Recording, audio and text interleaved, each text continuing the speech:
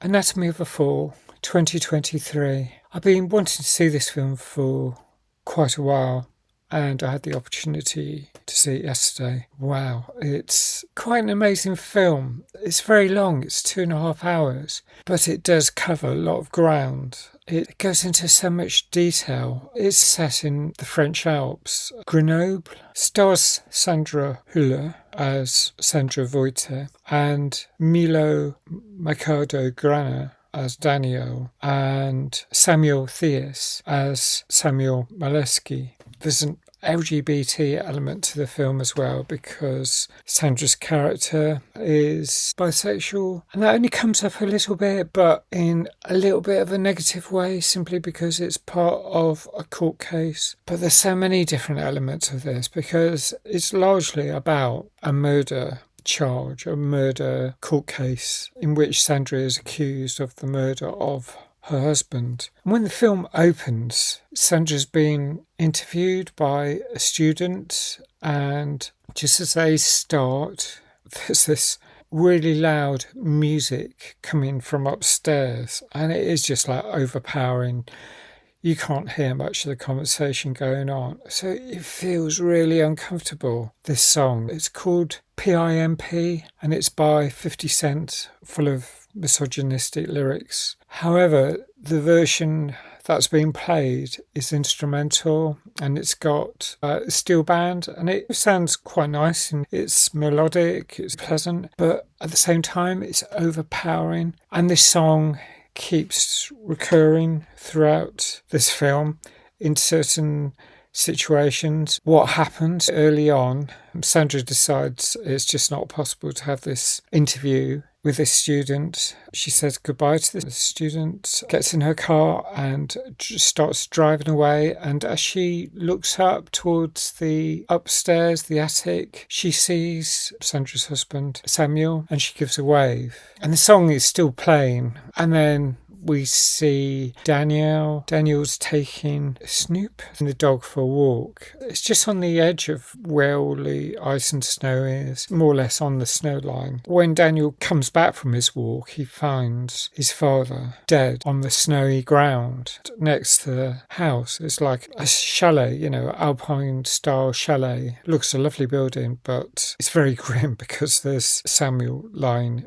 dead, bleeding on the snow. Pretty horrific. Don't get to see many scenes like that, but Daniel calls his mother calls emergency services, but there's nothing that can be done. But of course she becomes the prime suspect. She was the only one at home when this happened, and the prosecutors, they come up with an idea that Samuel may have been pushed, and there was some arguments going on. There's been quite a rift, so they want to take it further, and Sandra talks to a friend who is a solicitor, I think just a friend. They need a chaperone for Daniel so that he isn't unduly influenced, and he wants to actually attend the court case. So there's this whole investigation, and a lot of it is about the actual court case. And of course, that music keeps coming up, and it becomes quite haunting. If it wasn't haunting at the start, it soon is.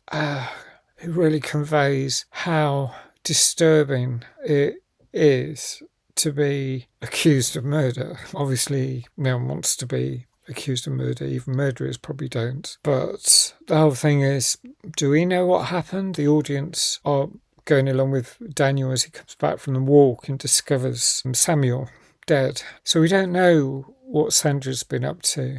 But going along with believing her side of events and seeing also the point of view of Daniel as a young 11-year-old, he wants to attend the court case. At certain points, he's warned. In fact, they ask him not to come, or they want him not to attend, but he says he will find out anyway via the internet afterwards, and he may as well get to know. And it is disturbing stuff. There's domestic violence or coercive control and various arguments. There's a whole thing about whether Samuel had depression and may have wanted to take his own life. You get to know lots of details about what does happen in court cases.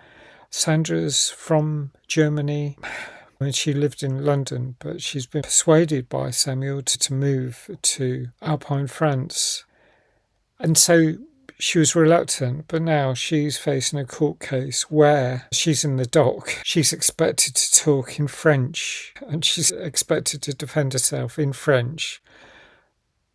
The prosecutor, wow, yeah, he's a tough cookie. Oh, having your life raked over, and as I said earlier, her sexuality, her bisexuality is brought up, and there's all sorts of things. The whole thing about mental health that she doesn't really want brought up about Samuel. Of course, it is brought up in court. There's a story about medication, there's witnesses. Daniel's one witness, but then there's various doctors. There's the spatter expert. When they dropped a dummy to see how it would land and what would happen. So there are some grim elements, but it is so fascinating, so interesting, and kind of frightening because it's part of how humans can behave, and the psychology and the reverse psychology that the police need, prosecutors need to unravel where someone, a possible murderer, may be trying to get away with killing someone. So there's all that. I mean, I've seen some great films over the years about the nature of crime scene investigation. I haven't seen CSI, having said that, but I've seen a lot of films that do give an insight. This is one of them. This gives a real insight into how people determine what really has happened. They have to prove what a person says in their story, their allegation or their alibi, their account, whether it actually stacks up in reality, whether that could actually have happened. And of course, everything goes in front of the jury, and just that the jury believe them. A jury worth their salt needs to be convinced one way or the other. So, yeah, it's great film. I'm going to score it 9 out of 10. Yeah, a lot of food for thought. Awesome acting from the main protagonists. I'd love to know what you think. Thanks for watching. Please like if you like this review. Thanks for subscribing. Ring that bell, and hope to see you again soon. Bye for now.